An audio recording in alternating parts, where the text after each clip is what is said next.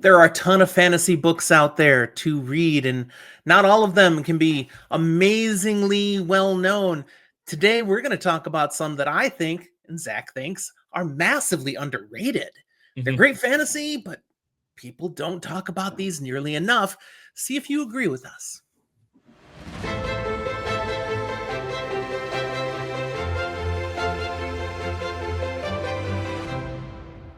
Welcome to Fantasy for the Ages, the show where a father and son sit down and talk about sci-fi fantasy books of all sorts and shapes and sizes. I'm the son of that equation, Zach. I'm the father, Jim. Glad to have you with us here today as we talk about some underrated fantasy books.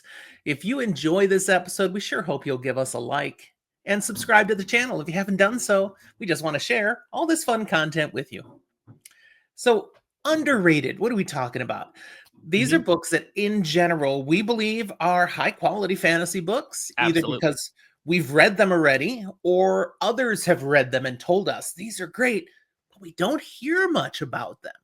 They Notably, seem if we've heard they're great from someone, maybe we've only heard it from one or two people, but we're not hearing about it in as big of context as we usually would expect. there are certain authors and books that you're always hearing about. They're being praised by every booktuber. They're out there like crazy.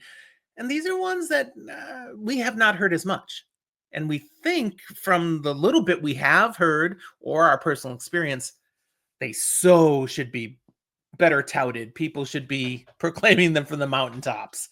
And it puzzles us. Now, just because we think something is underrated and never mentioned doesn't mean that'll be your experience. You might actually think, oh no, this is totally awesome. And everybody I talk to knows about this one. So it's a very loosey goosey subjective thing. Heck, it might be underhyped, it might be appropriately hyped. You may even think it's overhyped. True. Hopefully, none of what we think is under, you think is over, but everyone's experience is subjective. So, like, as my dad likes to say, you could be wrong. Whatever your thoughts, feel free to put them down in the comments. We love to dialogue about these kind of things.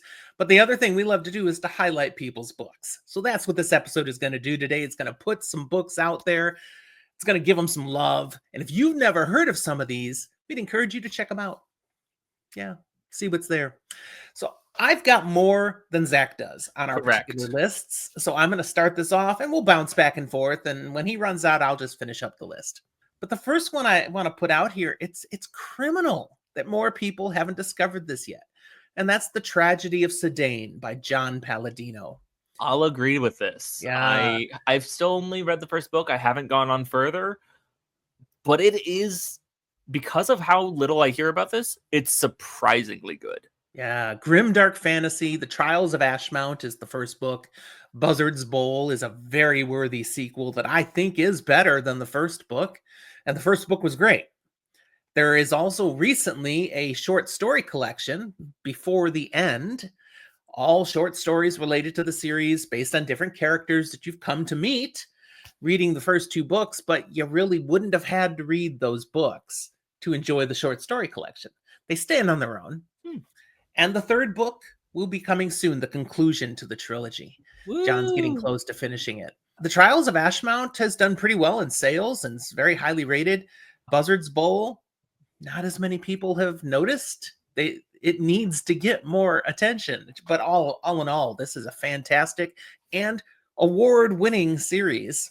It's been recognized in some of the indie awards that are out there. So yeah, Tragedy of Sedaine, very worthy. What's one you got? We're going to move over to another very worthy one that we have also talked about plenty on this channel because we are both fans, and that's The Acts of Cain by Matthew Stover. Yes. How is this not talked about more? How is this not Blows my mind. up there? I get that it's not one of these 15 book series, but that should make it more likely to be approachable and read and talked about. I'm very grateful to the couple people that I had talked to who did speak very highly of this series. Looking at you, Drew McCaffrey. Because it got me to read it, and I love it, and it is now one of my most recommended series to people who I enjoy these kinds of books. Absolutely. Speaking of these kinds of books, this is a fantasy sci-fi mashup that's dark and gritty, but also deep. It's a thinking man's book, thinking woman's book, thinking person's book. Okay. Your brain is going to get a workout and it's going to be worthy. It's so good. It is, really is. So, yeah, love that one.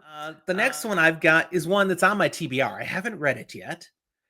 The few people who've mentioned it to me just sing its praises, and yet I rarely hear about it. And it's the Powder Mage trilogy by Brian McClellan, a flintlock fantasy series with an explosive magic system and complex political conflicts. I mean, that's a lot of great elements. That sounds really good and definitely up my alley. I think part of what might hurt this is just the name. I read the Powder Mage trilogy and I hear the Powderpuff Girls. I mean, Hey, I that's don't not connect enough. with something Don't that, knock ooh, it. Powderpuff Girls, not bad. looking deeper into the Powder Mage trilogy, I get the title, but I don't think the title does it any favors in getting recognition. I think that's part of the problem. So, yeah, if watching this, you've read the Powder Mage trilogy, you want to tell us how worthy it is, use the comment box. I think it should get more recognition, though, from the few people who've already talked to me about it. Moving over to my side of things, I'm going to do something a little bit contentious here already, because we're talking fantasy, but this might be a stretch to call this fantasy. It is, but it's also a little sci-fi. It's speculative fiction more than anything. And that's the Mad Adam trilogy by Margaret Atwood. It starts with Oryx and Crake. Sometimes I hear people talk about Oryx and Crake. Very rarely. This has been on official lists of like the best sci-fi books ever kind of thing in like the top 50 or whatever. But usually it's on there and people are like, huh, Margaret Atwood, I know that name. I didn't know she wrote other things besides The Handmaid's Tale. And it's so much that it surprises people that these books exist. They've snuck in under the radar, but they are really, really good. They are very well written. They have an interesting take on a horrifying outlook for the world. And they do make you think. They are books that aren't always enjoyable to sit with, but like everything Margaret Atwood seems to write, it is very well done and very worth your time. I featured Margaret Atwood on a recent episode talking about authors who break genre boundaries. I mean, she's written a lot of versatile types of books. And that's another good example. And these are all bestsellers. So, okay, the Mad Adam trilogy. All right, I'm going to give you a couple now since I have more than Zach has. The first one is a little vague, though, and that's why I'll do it. I'm saying just about every book by Guy Gavriel Kay doesn't get enough recognition. Half the people who are fantasy fans are like, who? They've never heard of this guy. He's a Canadian author. He's got some great books. Tigana is one of my favorite standalone fantasy books of all. It's fantastic. His initial trilogy, the Fiona Var Tapestry, Zach loved it. It was okay. That one wasn't so good, but for me, but Tigana was next level. It hit good, like Tolkien meets Arthurian legend vibes. Then he's got another book, Under Heaven, that is very highly considered, and yet nobody ever talks about it. He's got a few other books out there that, again, tried to name a Guy Gavriel Kay book, and people were like, what? Crickets. But he's a very well-established fantasy author. He does not get enough attention. The second one I'll do is the Licanius trilogy by James Islington. Now, James Islington has some real well-known bestsellers coming out nowadays. Like this one. Will of the Many, for example. But he's got the Licanius trilogy that came earlier, and people don't talk about it much at all. It's on my TBR. The first book is The Shadow of What Was Lost or something. Knowing, the general gist of the trilogy, I'm like, yeah, a modern epic fantasy with time manipulation, intricate plotting, and compelling mysteries. I'm like, that's interesting. That's stuff I want to read about. I think it looks very good, very interesting, but I will give you absolutely underhyped, underrated vibes here because I don't know if I would have necessarily actually been looking at it enough if I hadn't already been hearing the author's name for other books. Right. So, yeah, underrated.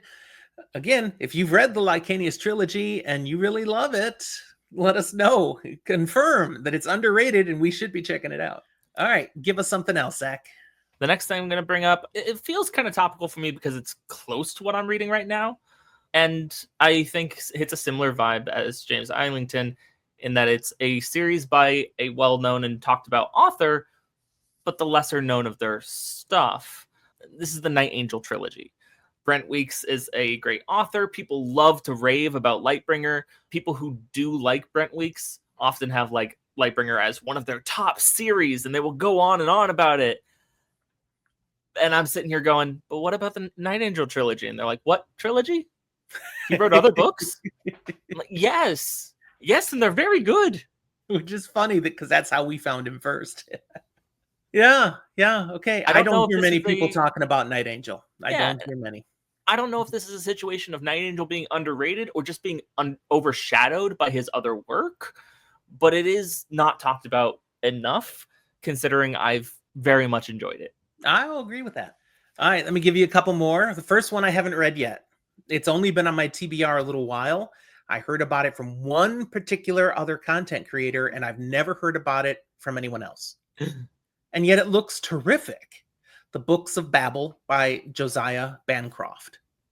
4 fantasy books, a stunningly original series about a mild-mannered teacher exploring the mysterious multi-layered Tower of Babel. Or Babel. I don't know how you're supposed to pronounce it. There's far more to it. That's a very succinct synopsis because we're not doing summaries here. But it looks fascinating to me, actually, as I looked at it a little deeper than that. Yet I've never heard of this from anyone else.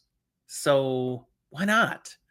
Underrated. I think it looks top quality. The second one I'm going to throw out here is one we have both heard of because we've both read this. And yet, again, barely anyone ever talks about this. Rhaenyra Revelations, Michael J. Sullivan. Mm-hmm. Lighthearted, adventure-driven fantasy series featuring 2 lovable rogues. Perfect for fans of traditional fantasy. And I don't know why people don't even know it exists. We loved it. And there's more to read in the world of Rhaenyra. I'm still working through some of those. I've got some of the older series still on the TBR. This Michael J. Sullivan's written quite a bit, and it's quite good. Okay, give us another one, Zach. This is going to be my last contribution to this list, but it is the one that I want to say loudest with my whole chest. Because not only does this not get enough hype, it is very underrated. It's very, very good. It's so underrated that I am one of the only people that I know in the content creator space that talks about it. But it does lean into the fantasy horror section here. And that's going anything by Jonathan Sims. I think he is a profound author, incredibly clever with his writing, very interesting with supernatural horror. You can go into different mediums and get a fantastic podcast of the Magnus Archives that he wrote. But then moving over to some books, I've read 13 Stories. Loved that. Recommended it to you, Dad. I agree. And then there's another one that it's like next on my list called Family Business. I am only expecting good things. He has my full trust as an author of especially things that get into the spooky, scary. And that is saying something because I don't really like that genre.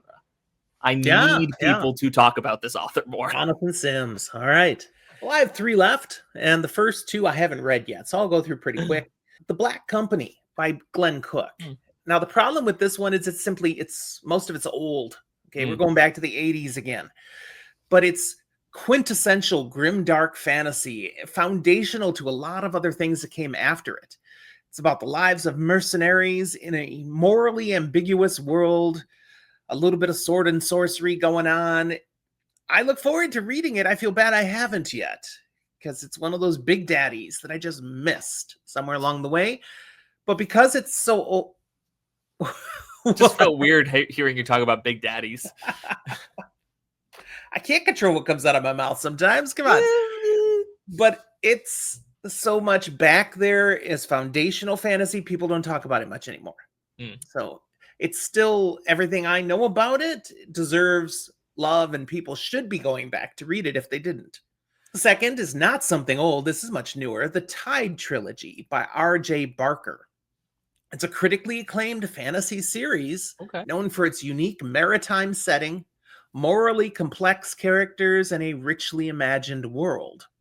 I mean, this maritime world is a place where the ships are constructed from the bones of extinct sea dragons.